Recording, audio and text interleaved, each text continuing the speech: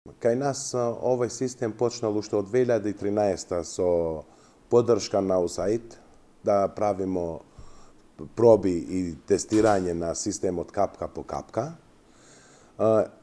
И исто време да обучимо и околу нас другите земјоделци со системот капка по капка. Нашето искуство е многу позитивно со системот капка по капка, затоа што во нашата држава од прилика просечно производство на пченка има од 3 до 6 тона на хектар.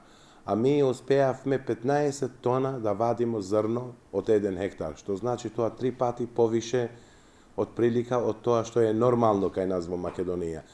3 пати повише во истата површина, тоа е голем принос и голема добивка прво за производителот, па после и за нас и за државата.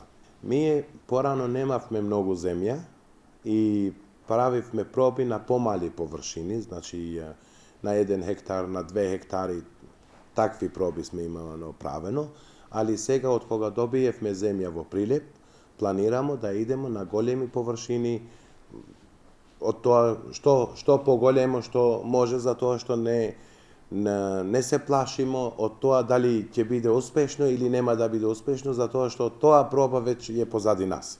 Јас мислим дека по паметен потек нема од ова, затоа што као држава има интерес да има што повеќе принос. И во овој момент со истата површина ми 2 пати ќе зголемимо приносот и тоа е добивка за нас као производители, добивка за држава, помалце увоз и тоа ќе биде многу успешно и се надевам дека повише земјоделци ќе бидат интересирани да се уклучуваат во системот капка по капка, затоа што стварно има многу позитивни работи во тој систем. Ќе аплицирате како ВЗШ или? Да, нормално, без никакви проблеми. Јас, колку што сум слушнал, дека до 50 хектари е максимумот, што може да се аплицира. Јас до 50 ќе аплицирам, па можда и плюс 50 ќе правим и сам, ќе инвестирам, барем ова година, за наредната година да имам 100 хектари под капка по капка.